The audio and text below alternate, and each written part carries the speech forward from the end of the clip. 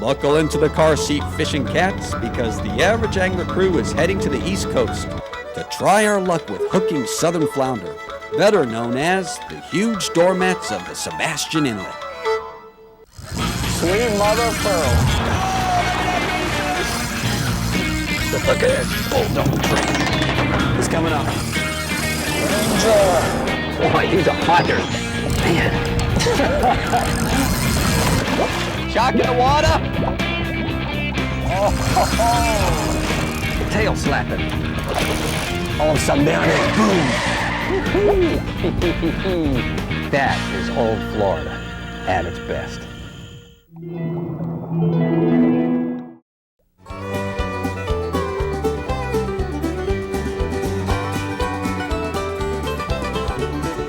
It was early December when the Average Angler crew arrived at the inlet. And from the looks of scattered debris, this area was still recovering from the hurricanes. Up on the catwalk, though, it was business as usual. For me, it was straight to Flounder Class 101. Tell me, Ed, about fishing Sebastian. Today in December, is this the right time? This is the time. Generally, the best season for flounder fishing here at the inlet is started with the Thanksgiving holiday, and it runs up to about Christmas every year. We do catch them year-round here, but this is the prime part of the run. Well, tell me, the catwalk, there's so many different areas to fish. Why the catwalk today? I thought it'd be a good spot for you guys to pan around and see different views, and it produced some fish yesterday, so we're going to give it a try and see if we can get some today. Ed, why are the flounder here right now? Well, Glenn, the fish that we catch in the inlet right now are fish that are moving out of the lagoon, and they're going to do their offshore spawning here in about another month or two out in the Atlantic Ocean. And these are fish moving out of the lagoon, going through the inlet and migrating offshore. Are they coming, do they spend their time in the summers in the river here? Exactly, exactly. The fish we catch that are moving through are river fish. However, there are fish that do spend their entire life cycle in the ocean as well. These fish that we're catching just happen to be fish that are moving out. They're moving out, they're stopping, or are they constantly moving? They make some stops along the way. It takes them a month or two to find the inlet and migrate through, and but their idea is to head out into the ocean. So you're catching them as they're going out. What's happening down there when you drop your bait? Well, we're fishing in pretty strong current here. It runs in about 6 hours, incoming tide, and then it'll slow down and come to a complete stop for about a minute, and then it'll shift the other direction and run out for about 6 hours. And the fish we catch are down near the bottom. We use very short leaders to keep our bait down there, and we can catch them near the slack tides, near strong parts of the tides that you just never know. You got to be here fishing to figure out what's going to happen. What bait are we using today?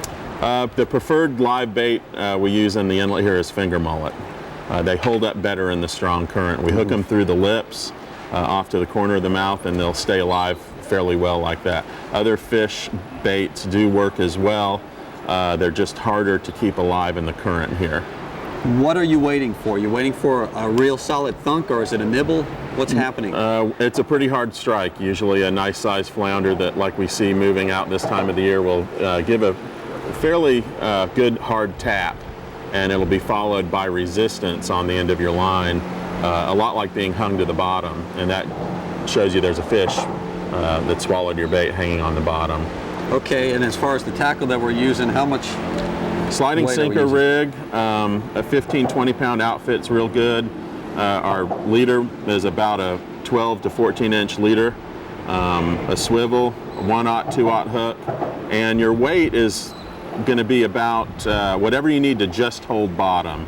If you're fishing from the bank where the current's a little slower, you can get away with a 1/2 ounce up to a 3/4 or an ounce. If you're in a boat and you're fishing in the strong current, you're going to want to go up to 1.5 to 2 ounce or possibly even a 3 ounce sinker, egg sinker. Okay.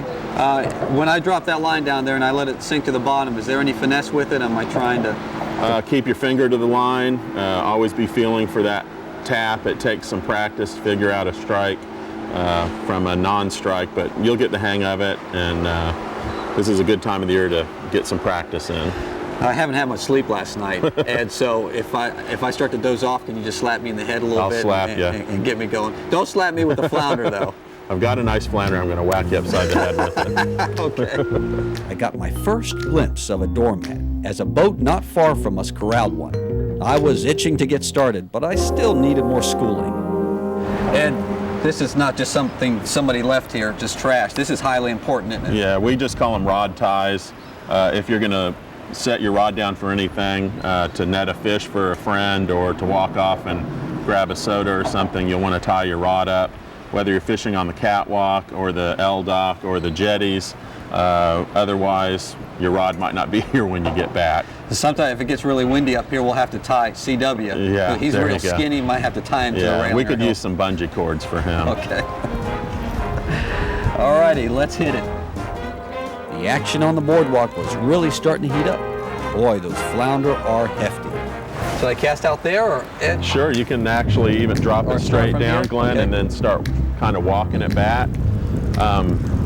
The flounder that are laying on the bottom of the inlet right now are basically sit-and ambush type predators. Right. They wait for bait to come to them. They're not very active in getting up and searching for bait like we would think of a mackerel or a tuna. So if we cover more ground with our baits, you're going to actually find more feeding fish that way. So what I like to do, sometimes I'll drop straight down and then let the current work for me. I'll leave my bail open and slowly let the sinker roll the bottom. I'm going to do just that. It's almost like using a jig when I'm trying to cover ground around a sandy bed in front of an oyster bed area. Exactly. Then I'm covering ground with that jig. And it sounds like this is the same way, huh? Leave it set a few minutes in a spot, and if you don't produce a strike there, then pick it up and move it. What feels like an inch or two on the tip of your rod could be as much as a foot or two on the bottom of the inlet when the bait actually moves back. When the current slows down, we can throw baits out and actually work them back towards us as well. And this would be the same thing if you were in a boat. You'd work baits backwards, or you'd cast them out and work them back towards the boat. Okay. Netting a flounder is an art in itself, and really it's best for someone to help you. And no, sad to say, that's not my flounder. Not yet.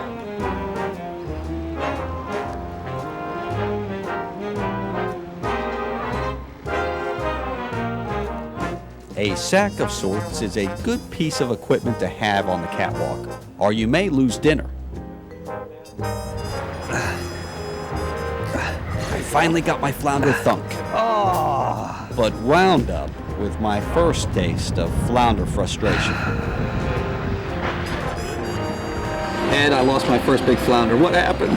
This is what I think happened. You had the strike, Yeah. and the fish, it appeared the fish was moving when you set the hook, and it probably dragged the leader material over A rock or a something. sharp, abrasive rock or something on the bottom. Or somebody down there with some You did a good scissors. job, but yeah, there was somebody down there with scissors. But you're not gonna win them all. No, I just let me win one, Ed. Just one. We will. That's what I'm looking for. We'll just get her one. back on. Look at Fanatic. He's in my spot. Look at that. That's how you do it. Can't stand him sometimes. Flounder in general, you want to keep it in the water, don't you, until that net comes under it, because Right. You they're wanna keep notorious the for crabs coming right set off. loose. We're fishing in very strong current right now, and let that fish do it at once until it tires out and we can get the net underneath it. Okay. All right, Captain. All right. Now it was a waiting game, and it wasn't long before I had another hit. But the card I drew this time was a jack. Stay hooked, fishing cats. More fantastic flounder fishing flapping your way right after this fabulous commercial break. Wow, that's a mouthful.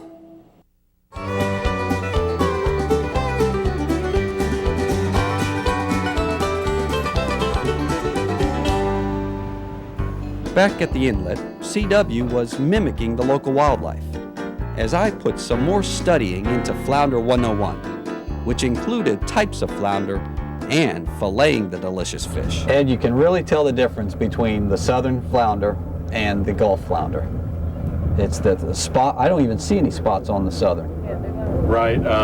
Actually, the scientific name for this one, Paralichthys lethostigma, means forgetfulness of spots. That's the southern flounder. And Paralichthys albaguta, which is the Gulf flounder, means with many white spots. The telltale difference between the two is that the Gulf flounder really just doesn't get as big as the southern flounder.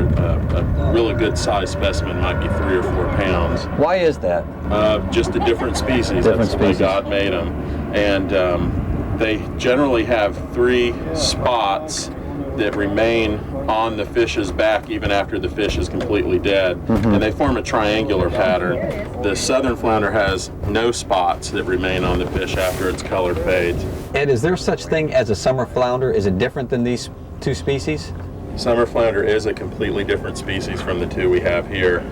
We do find them in Florida, though they're not very common this far down in this part of the state. They're more of a northern species, and they look a little bit like a southern flounder that does have true oscillations or true spots like the Gulf flounder does. They do grow very large and can be considered doormats with reaching weights of 15 to 20 pounds, but we generally don't catch them here in Sebastian Inlet. So they also have spots like, do they have 5 spots? Exactly. Instead of 3? 5 true oscillations. These other spots that are all over the fish will tend to fade after death, but these 3 spots are called true oscilli, and they remain on the fish's colored side, and in a summer flounder they have 5 of those. Ed, when you fillet flounder, some people do it wrong, and I'm one of them. So I'm going to let you take it away, and you show the correct way to fillet that. I'm going to help you out, Glenn, and all the others that are watching. Okay. Cleaning a flounder is very easy once you've seen a person do it one time. You basically have to remember that the backbone in the fish is horizontal to the way the fish lies on the board there. And when you're doing it the easiest way, you're going to get 4 fillets off of a fish like this. We generally start with the white side, fillet it, and then turn it over and do the brown side. And when you have a fish this big, it's a little bit easier. It makes it a little easier the bigger the fish is. Okay. All right, go to it, Maestro. Okay. Chef Ed, it's got a ring to it. If you run your finger along the upper part of the lateral line, you'll feel some feather bones, and I run my knife straight through there and then right down the lateral line, making a straight cut almost through the center of the fish, what appears to be the center of the fish. Then I'll turn the fish, and I'll start to work one shoulder off of the fish. Good job so far, Chef.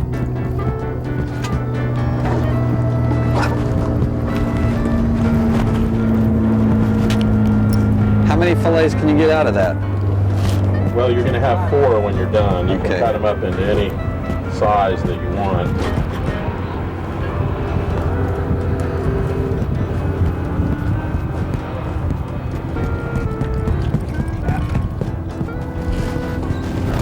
And this is the fish's roe.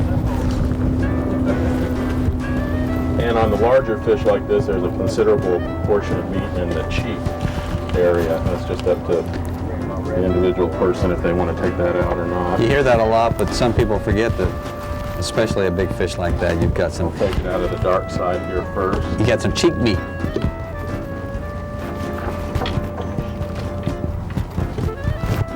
Okay, and once again, grab your finger, find the feather bones that are protruding up, run your knife next to them, and then pull the knife all the way down to the very center of the fish.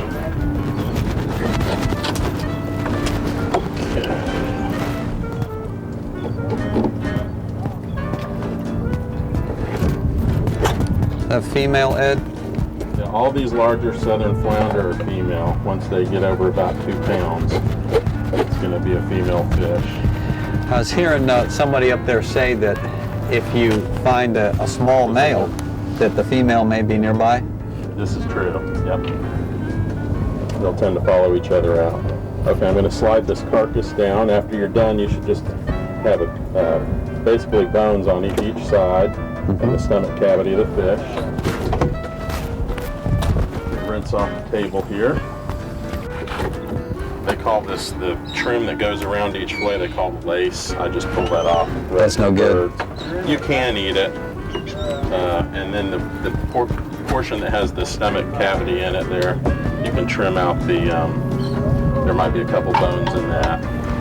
Other than that, you've got a boneless fillet. That's basically it. Looks good. Can we eat now, Ed, or? We can eat now. I'm going to give this to you guys to take back tonight.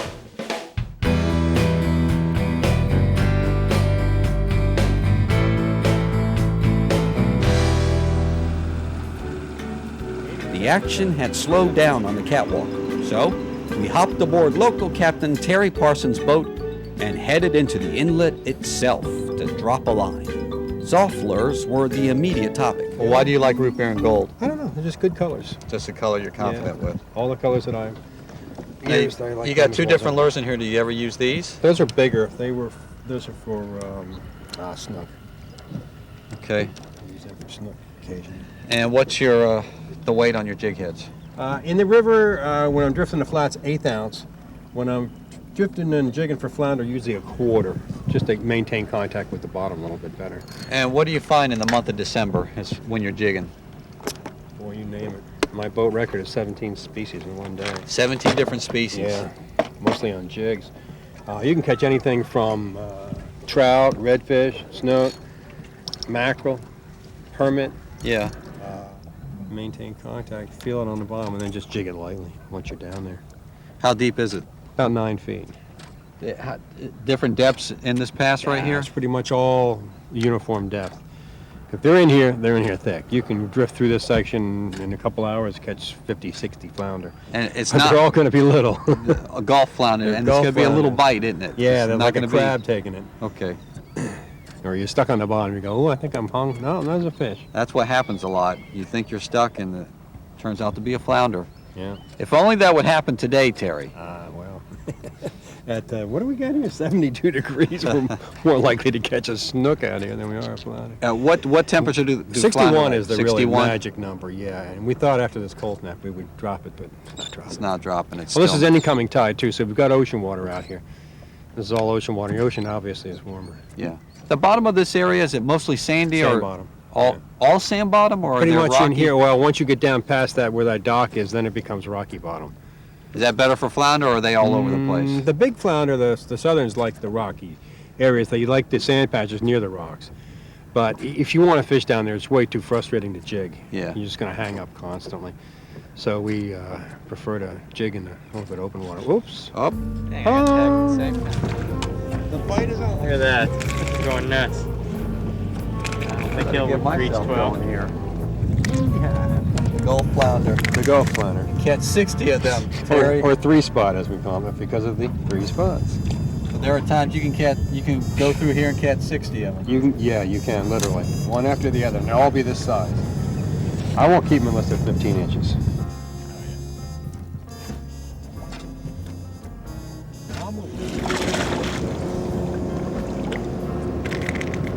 Getting a little better. Got the hot ham fanatic.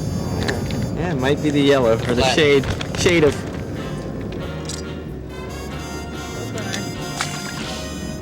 That was a little bigger fanatic.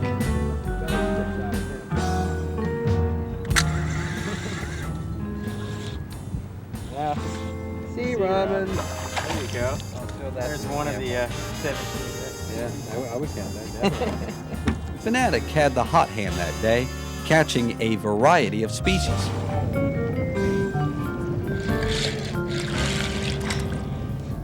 All of a sudden. Boy, mine's That getting got smaller. 3 spots? What's that? 3 spots on it? I don't think he's big enough to have any spots. Actually, it doesn't.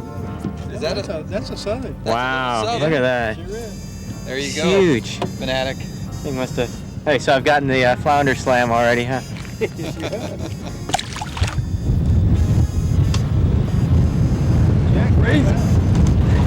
Hold on. My poker hand was quickly filling up with jacks.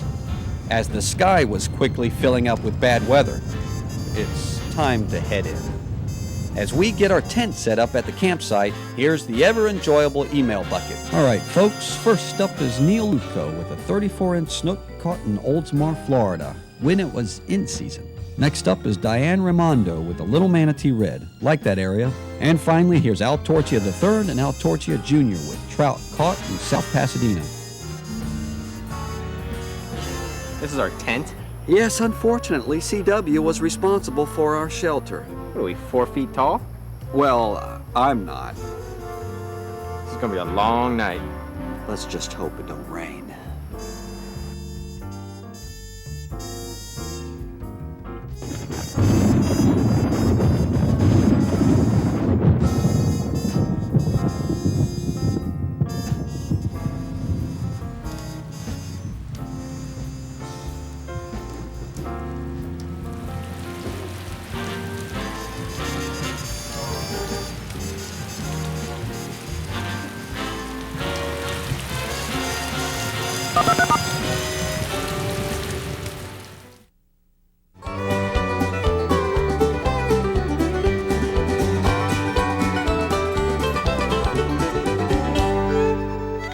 All right, folks, we've come to the end of Sebastian Inlet, Fishing for Gold Part 1.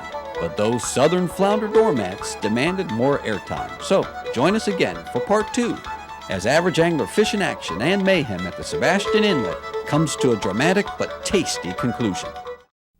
Greetings, fishing folk, from the beautiful Sebastian Inlet, as the average angler crew continue their quest for big southern flounder in Fishing for Gold Part 2. Stay hooked. Sweet mother of pearl. Look at this bulldog tree. He's coming up. Boy, he's a hunter. Man.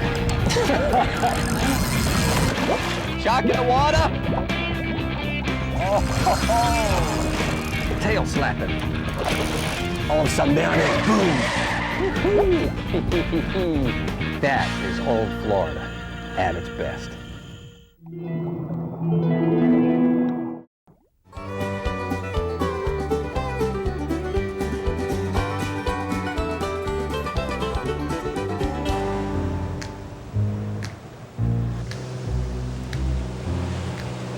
It's amazing, isn't it, Fanatic? Thousands of flounder moving through the inlet towards this area, this big wide area of the Atlantic to spawn. Unbelievable. And I can't catch one of them. Oh, come on, keep up the faith. The first day it was a bust, Fanatic. It was a bust. Look at all this water. You know there's gotta be a big doormat out there with your name on it. You mean there's a flounder out here named AA? Oh, of course. Don't give up. Oh!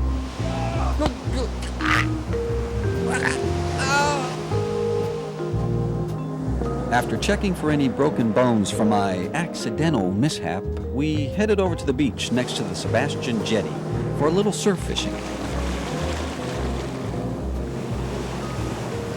CW, however, was more interested in looking for Spanish gold. Because of the past year's hurricanes, some lucky beachcombers had actually found treasure. Look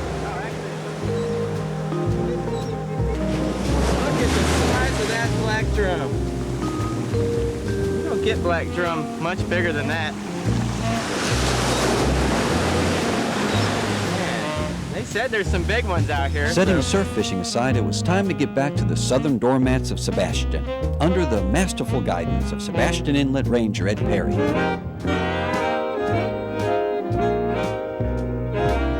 I kind of am catching them. With Catching other the people's net, flounder. other people's flounder. Ed's trying to teach me, trying to get me on one, but... All right, Ed, this is the female, right? This is a female southern. Yep. Had it right there. Tom had one on. You think this is the one, Tom? Dropped off of Tom and it was right in front of us and you were able to grab him. Well, you laid in on him. Oh yeah. Like it was a tarpon.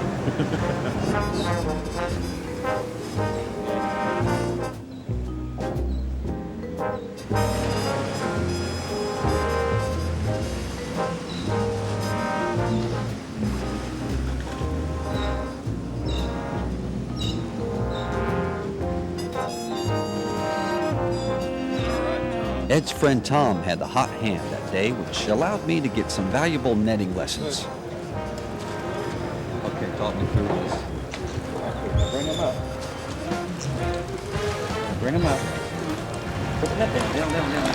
Pick it up, pick it up, pick it up. Hold on. Drop again. Bring him up. Let it sink. Now pick it up real quick. There you go. That's how you do it. Wow, look at that. That's a 7 pound 7 fish. pounds. That's the one I just lost. I don't think it's. Look at the size of that mouth. It's about like that. Well, I got my hook stuck in here too, so I don't want to get stuck on a hand. Yeah. Look at that. You can almost fit your fist in there. Yep, you can. So a lot of people think that flounders' mouths are really small, but they're not. No, They're substantial. they're. See the scars on my hands right here? Yeah. That come from me showing a guy how far I can stick my hand down the flounder's mouth. And he was only about that big. Yeah. They're sharp, sharp teeth. Natick finally hooked the gold nugget for the team. That's gonna happen.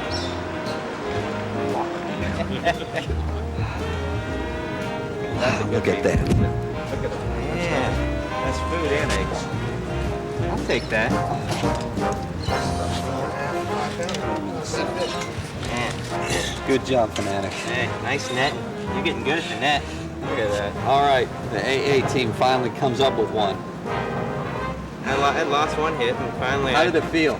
it was just like, Just dunk? yeah, like kind of like a snook hitting a big bait, just Yeah. thump. And then I kept asking him what to do, and this one he just said, set the hook.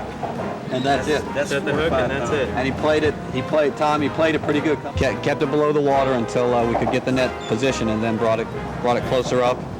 You want to keep them within about 6-8 inches of the bottom of the water, because if you don't, when you bring them up, they double and triple in weight.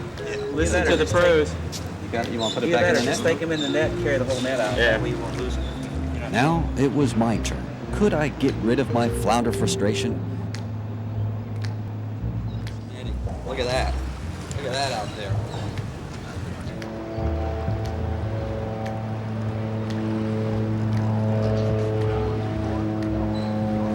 There he is. Oh! I unfortunately missed two big ones.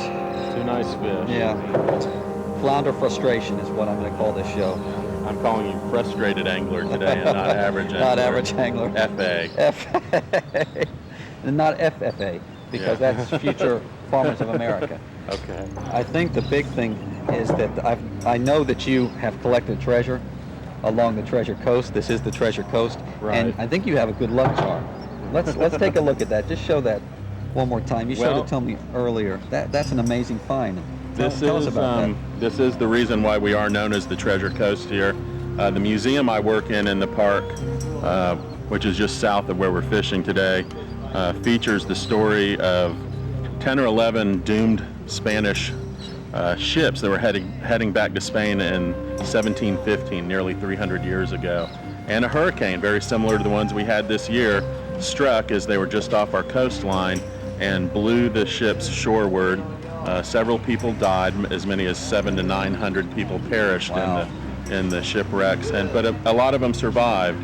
But the consequence of those shipwrecks were that these ships were blown shoreward and spilled their riches along our coastline, especially from about Sebastian Inlet down to Fort Pierce Inlet, and about a 50-mile stretch. And real lucky beachcombers can walk the beaches today and find things like gold coins, silver coins, which is what I found. This is called an 8 real. Can they keep them? If you find it on the beach, it's yours to keep. But if you, what if you find a chest of it? Yeah. A treasure chest? If you find it on the beach, theoretically, it's yours to keep. That's public domain. If you want to go diving in the water looking for it, then you need to secure a lease through the state of Florida or with the leaseholder that might already have that wreck site secured. You know, with my luck, the way I've had it for this weekend, I'll probably go out there looking for treasure and find a bottle cap. That'll be it for me.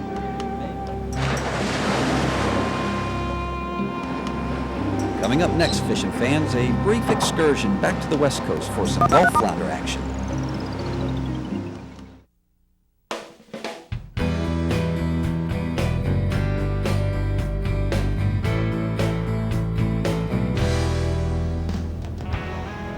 Back in late fall, I had a chance to target Gulf flounder in the mid-Tampa Bay waters with my good friend Captain Wade Osborne. Wade, tell me how you're doing your throw there. You've got a specific way of doing it called the triple power?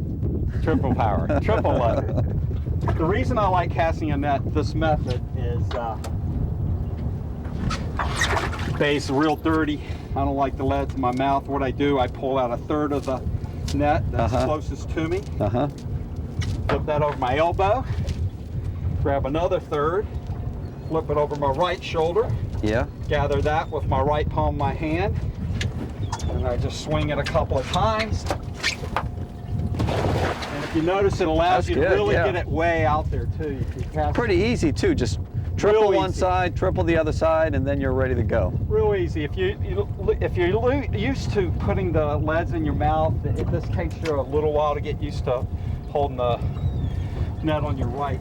Yeah, and if you put elbow, but once you get the hang of it, you don't want to throw it any other way. You put all that lead in your mouth, and you can't have babies. Yeah, you can lose your dentures. It was now off to flounder country, into the oyster-laden beds of mid-Tampa. Flounder action over here on the west coast is great. Though we don't usually get the real big ones, quantity can be found if you know where to look. Alrighty. I thought I had a flounder. A little guy. He had to like it, Wade. Got him.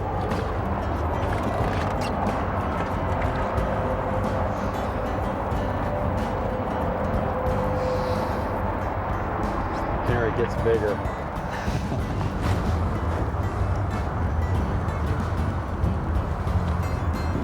You on? Something's on. I think I got a flounder, guys. I think you do. The way I think he that's picked what it I up. had. Yeah. Yeah. Flat There's fish. a bust right there. Yeah. Got a flounder, I believe. Bring him on in. Let's Get a close take up. a closer look at him. Usually when you target flounder, this would be a good spot to target them. Yeah, it would be. It's a nice deep end leading up to a gradual shallow area right up against the mangroves. And there's a point, flush and bait through. Nice and muddy and good spot sandy. for them. Yeah. Any area that funnels water on a falling or incoming tide obviously is you're gonna have good tidal movement. And Better tidal movement than if you were just out somewhere on the flats. out on the flat, correct. And so those are the areas you want to target, especially if you're down near the tail end of an outgoing or the top end of an incoming, where the water's really not moving that much. But if you get in a confined area like we have here, or either a smaller area, you're going to have more water moving through that area. You got something? Yep. There you go. And speaking of which, it's another rat red. The way it picked it up and just stayed there, I think it's a flounder. It's a nice one. It is. Nice dark color on it too. You Look at that. say stuffed flounder? Have you ever tried to target flounder? Yeah, I have. And this time of year, it's fairly easy to do. You can really, any artificial reefs, they like to lay around those, spoil islands. Well, folks, we are targeting flounder, and we are at the bottom of a tide here.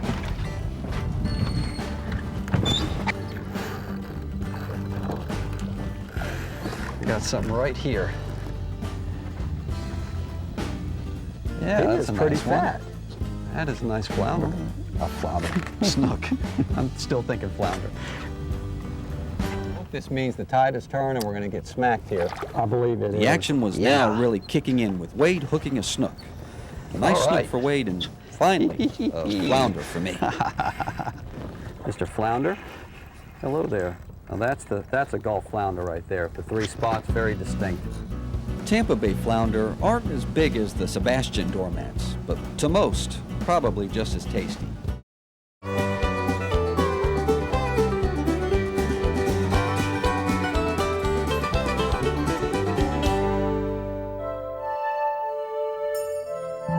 Our second day at Sebastian Inlet drew to a close, and even though Fanatic and CW had success, I still had flounder frustration, among other things.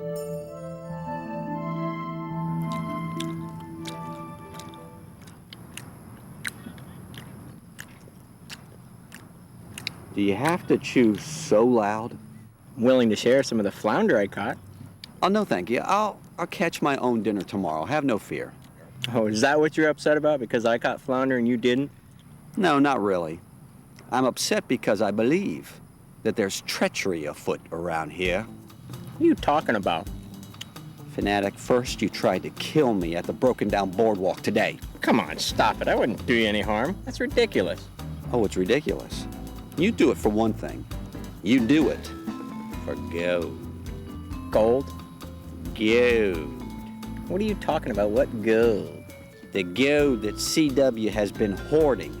You know, they don't call this the Treasure Coast for nothing. I believe CW found treasure. And I followed him this morning when he was acting suspicious. Followed him onto the beach where he ducked behind a sand dune to hide. Hide his stash of gold. Maybe he wanted some privacy, had to use the bathroom or something? Maybe, Fanatic. Maybe. But guess what I found tonight? Peeking out of his backpack. Look at that. Shiny pieces of gold. You went through his belongings? Oh, don't act innocent. Don't. It's not working, Fanatic, because I know what this does to people. The gold, flashy stuff, does crazy things to people. And what's happened here is the two of you are gonna bump me off so that you can split it amongst yourselves. You're delirious. Oh, I'm delirious, all right. I'm delirious about the gold. Oh, jeez. It's all mine. Gold, gold, gold.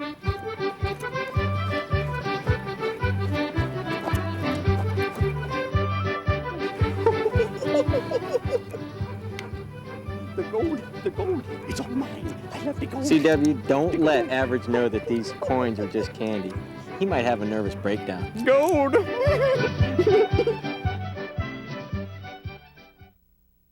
That night, I dreamed of what else? Flounder.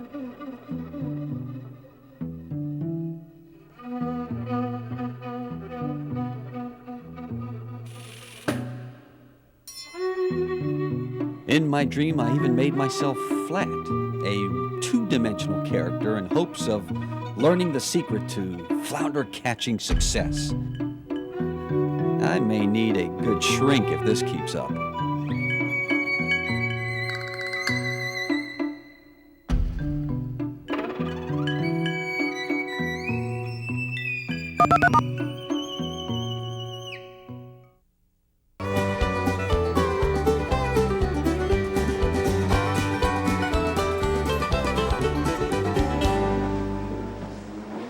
Last day at the inlet.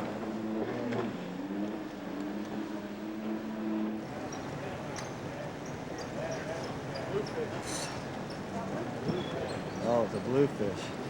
Folks, I thought I had it. Thought I had it.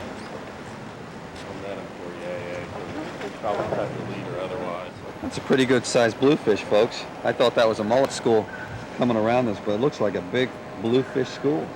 And Ed, he likes bluefish. He's going to have it for dinner tonight. The biggest flounder of the trip was about to be caught by 25-year Sebastian Inlet veteran angler Ernie.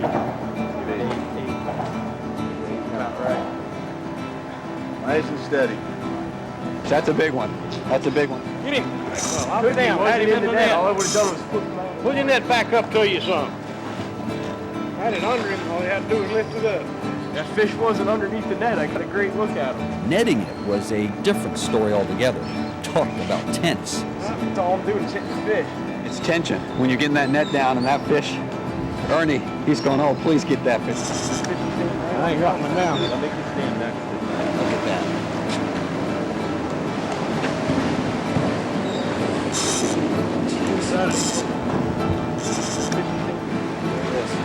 Got it. Got him now. What's your biggest flounder that you've caught? 14 pounds, but I caught him up there off that flat, off the ocean side. On the ocean side? Yeah. Were you Yeah, flounder fishing or just for anything? Yeah, I caught two of them, one 12, one 14 one morning. How long ago was it? 25 years. 25 years ago. That flounder may not be Ernie's best, but I know he's still proud nonetheless. And here are more proud anglers. First up is that dynamic duo from Lakeland, David Byers and Ryan Barlow, with a mess of keeper gags, caught a quarter-mile offshore in the old honey hole. Next up is Angler Bob from the AA Club with a hefty sheep's head. And finally, here's Fraser Craig with one big black drum, caught from a kayak. That must be some whale of a tale.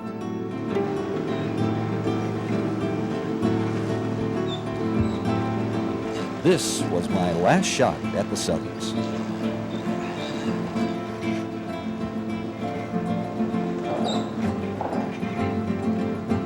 My netter made my heart jump a few times, as this moment can make or break you.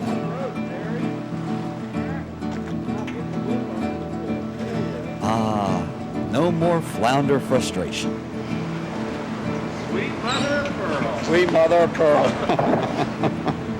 All right, folks, finally made it. Ed was like a papa. He was going, is AA ever going to get a flounder? And finally, nervousness. Beautiful. Good job. All right, folks, well, good luck. It's my first flounder. I know a lot of you want to eat flounder, and that's perfectly fine, but I'm going to let this one go. It's my first Sebastian Inlet flounder, all right?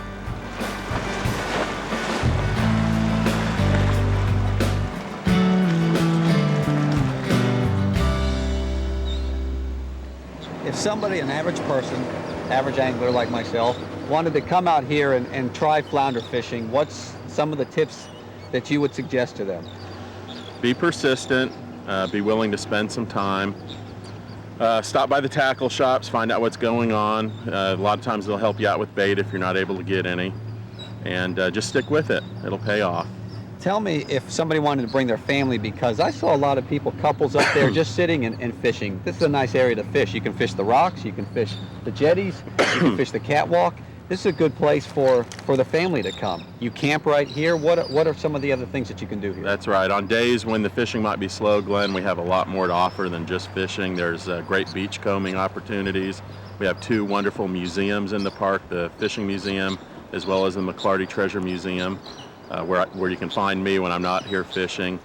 We have a nature trail in the park. We have a real nice tidal cove area where it's great to bring the kids and spend some time in very shallow, sandy spot. I also noticed down the road that there's some canoe kayak rentals. Yeah, our marina in the park offers not only a boat tour that goes out daily, but canoe and kayak rentals, which are real nice, sheltered in the lagoon there. It's a great way to spend the time, spend a day with the family, and we're definitely we're about more than just fishing here at the inlet. Well, fishing folk, that is the end of our trip to the inlet. Our heartfelt thanks to Ed Perry and Sebastian Inlet State Park. Take my advice on this one. For fun and adventure for the whole family, visit Sebastian. And who knows, you may be lucky enough to snag one of those big gold southern nuggets for yourself.